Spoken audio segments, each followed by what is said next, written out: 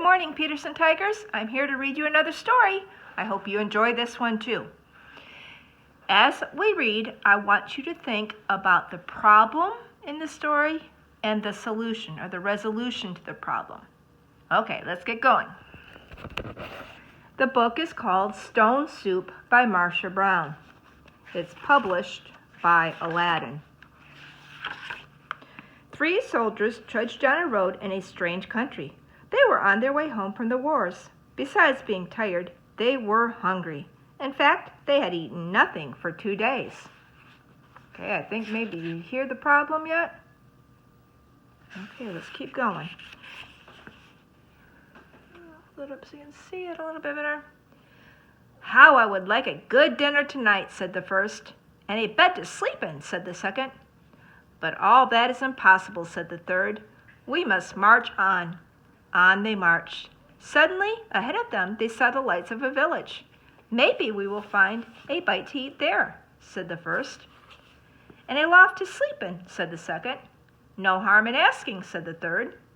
Now the peasants of that place feared strangers. When they heard that 3 soldiers were coming down the road, they talked among themselves.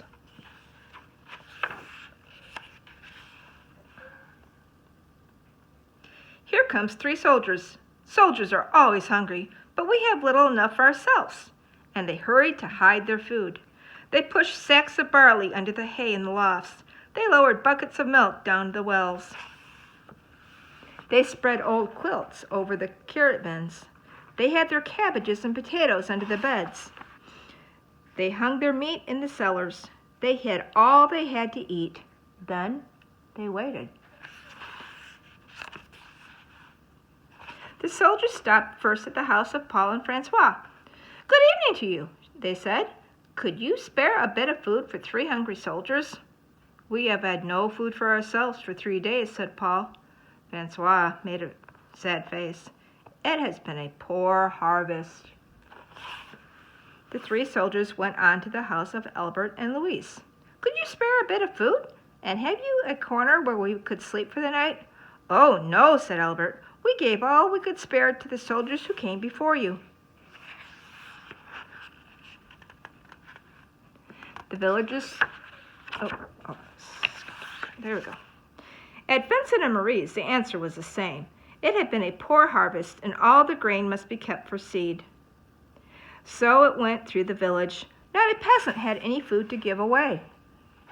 They all had good reasons. One family had used the grain for feed. Another had an old sick father to care for. All had too many mouths to feed.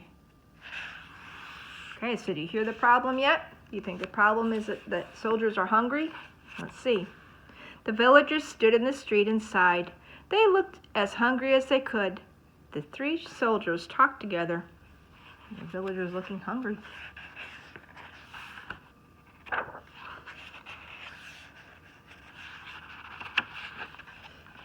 Oh, there we go.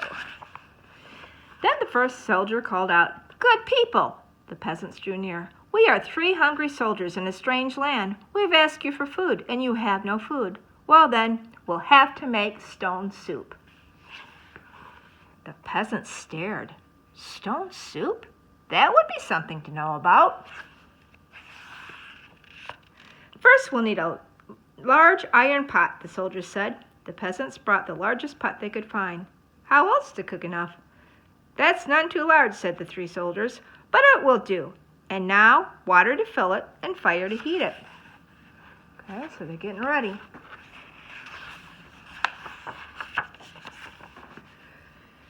It took many buckets of water to fill the pot. A fire was built on the village square, and the pot was set to boil. See the fire in the pot?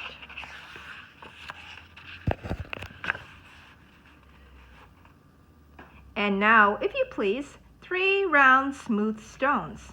Those were easy enough to find. The peasants' eyes grew round as they watched the soldiers drop the stones into the pot. Okay, there's a pot, and they're bringing the stones.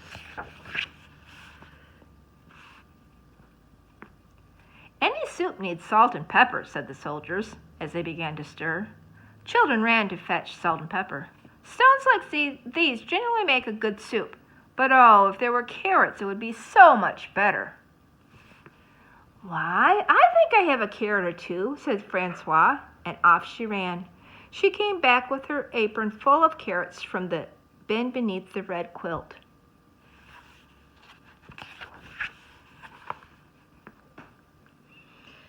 A good stone soup should have cabbage, said the soldiers as they sliced the carrots into the pot. But no use asking for what you don't have. I think I could find a cabbage somewhere, said Marie, and she hurried home. Back she came with 3 cabbages from the cupboard under the bed. If only we had a bit of beef and a few potatoes, this soup would be good enough for a rich man's table. The peasants thought this over. They remembered the potatoes and the sides of beef hanging in the cellars. They ran to fetch them. A rich man's soup, and all from a few stones. It seemed like magic. Here it comes with the beef. That. Ah, sighed the soldiers as they stirred in the beef and potatoes. If only we had a little barley and a cup of milk. This soup would be fit for the king himself. Indeed, he asked for just a soup when he last dined with us. The peasants looked at each other. The soldiers had entertained the king. Well, but no use asking for what you don't have, the soldiers sighed. The peasants thought about barley from their lofts. They brought milk from their wells. The soldiers stirred the barley and milk into the steaming broth while the peasants stared. Look at all them. See, they're bringing their stuff. At last the soup was ready. All of you shall taste, the soldiers said, but first a table must be set. Great tables were placed in the square.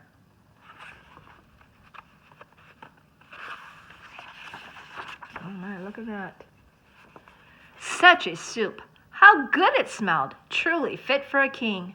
But then the peasants asked themselves, would not such a soup require bread and a roast and cider?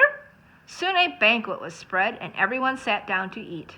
Never had there been such a feast. Never had the peasants tasted such soup, and fancy, made from stones. They ate and drank and ate and drank, and after that, they danced. At last they were tired. Then the 3 soldiers asked, is there not a loft where we could sleep? Let 3 such wise men and splendid gentlemen sleep in a loft? Indeed, they must have the best beds in the village. So the first soldiers slept in the priest's house. The second soldier slept in the baker's house. And the third soldier slept in the mayor's house. In the morning, the whole village gathered in the square to give them a send-off. Many thanks for what you have taught us, the peasants said to the soldiers. We shall never go hungry now that we know how to make soup from stones. Well, the soldiers. And that's the end of the story. Okay, so what was the problem? That's right, the soldiers were hungry and tired. So what was the solution? Right, they tricked the villagers into making stone soup. Okay, so as an activity, if you'd like to do a little activity, can you write down a recipe that you think would make a good soup and write the directions? Or you could just share it with your family. Okay, I'll see you for the next lesson. Bye-bye.